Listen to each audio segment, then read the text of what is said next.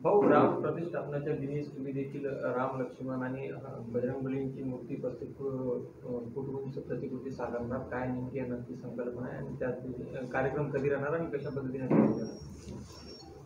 आजच्या पत्रकार परिषदेला उपस्थित प्रदेशचे उपाध्यक्ष अनिल अहिरकर साहेब, ईश्वर बाळगुदे साहेब, माजी नगरसेवक राजेश माटेजी,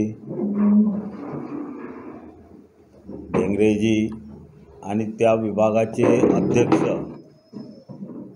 रवी पराते आणि ज्याची ही संकल्पना आहे तो म्हणजे गौस मोमीन, त्याची ही संकल्पना होती आणि त्याच्या या संकल्पनेतून आम्ही सगळ्या राष्ट्रवादीचे पदाधिकाऱ्यांनी असा विचार केला की बुवा सगळेच जण करून राहिले तर मग आम्ही का बरं नाही करायचं.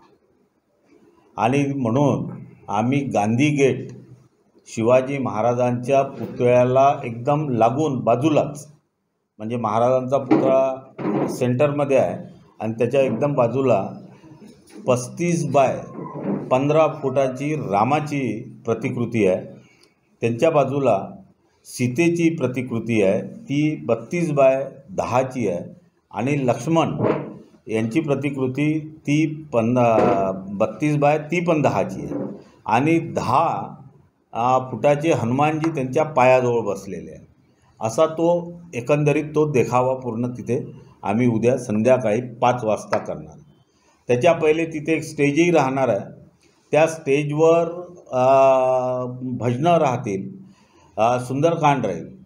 त्याच्यानंतर वेगवेगळे आम्ही अजून होम हवनचं सुद्धा त्या ठिकाणी करण्याचा एक विचार करतो आहे. म्हणजे ह्या सगळ्या ॲक्टिव्हिटी 4 वाजतापासून सुरू होऊन जातील, 3 वाजेपासून सुरू होईल आणि भव्य दिव्य हा कार्यक्रम राहील. कारण की सगळ्या ठिकाणी 20, 21, 22 तारखेला कार्यक्रम आहेत. म्हणून 19 तारखेला आम्ही तसं तर रामाचं प्रतिष्ठापना वगैरे हे सगळं सुरू झालेलं आहे अयोध्येमध्ये, त्यामुळे आम्ही हे कार्यक्रम सुरू करून राहील. याच्यामध्ये माननीय प्रवीण दटकेजी येणार आहेत, ते त्या प्रमुख पाहुणे राहतील. माननीय राजेंद्र जैन साहेब प्रमुख पाहुणे राहतील. पूर्वचे आपला आमदार कुंभारे साहेब राहतील आणि असे अनेक मान्यवर त्या ठिकाणी उपस्थित राहणार आहेत. आणि सगळे आमचे राष्ट्रवादीचे सगळे पदाधिकारी, सगळे कार्यकर्ते तिथे उपस्थित राहून हा सोहळा एक वेगळ्याच पद्धतीनं नागपूर शहरात तुम्हाला पाहायला मिळेल, याच्यात काही वाद नाही आहे. ज्या पद्धतीने अयोध्येमध्ये रामप्रतिष्ठापना सोहळा होते, तुम्ही आताच म्हणला सगळे करतायत म्हणून आम्ही पण करतोय, मात्र भाजपवरती विरोधकांना आरोप केला जातोय हा कुठेतरी आगामी निवडणुकीच्या पार्श्वभूमीवरती राजकीय हेतू साधण्यासाठी हा सोहळा पार पाडण्यात येतोय. तर तुमचं देखील, तुम्ही देखील त्यांच्या पावलावर पाऊल टाकत असं काही तुमचं? आमचा ना त्या निवडणुकीचा काय संबंध आहे? आम्ही तर विधानसभा वार्डवाले आहो. आम्ही काही लोकसभेचा तर आमचा काही प्रश्नच येत नाही आहे त्या ह्याच्यात.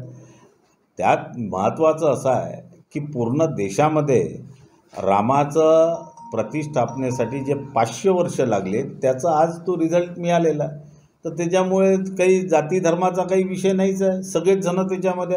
आता तो मोहसिन, तो गौस, त्यांनी स्वतःच ही संकल्पना काढली आणि त्याच्या या संकल्पनेतून आम्ही सगळ्यांनी हा विचार केला की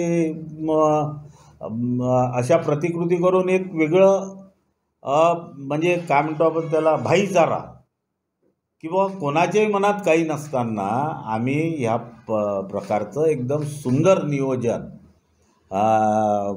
आपला मध्यचा अध्यक्ष आहे रवी पराते, ते आहे, हे सगळे मिळून आणि ते मध्यमध्ये आहे. त्याच्यामुळे एक वेगळ्या प्रकारचं तिथे भाजपची पण लागलेले आहेत, तेही आमच्या ह्याच्यात येतील, आम्ही त्यांच्या ह्याच्यात जाऊ. फक्त काँग्रेस वगळता बाकी सगळे पक्ष आमच्याबरोबर आहे. आता त्यांना काय त्यांचा प्रॉब्लेम आहे ते त्यांनाच तुम्ही विचारायला पाहिजे. काय सांगाल भाऊ, प्राणप्रतिष्ठेच्या दिनी तुम्ही देखील 35 फूट साकाराचा एकंदरीत कशा पद्धतीची संकल्पना आहे, कसं आयोजन आहे? 22 तारखेला अयोध्येमध्ये प्राणप्रतिष्ठान माननीय मोदीजींच्या हाताने आहे, पण त्याची सुरुवात आम्ही राष्ट्रवादी काँग्रेस पक्ष नागपूर शहर याच्या माध्यमातून आम्ही नागपूरला गांधी गेटजवळ 35 फूट बाय 15 फुटाची आपला रामाची मूर्ती आहे, आपलं हे आहे कटआउट आहे.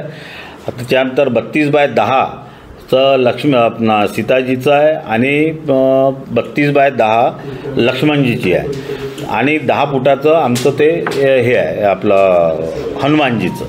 तर हे 19 तारखेपासून आम्ही तिथे संध्याकाळी 4 वाजेपासून सुरुवात करणार आहे.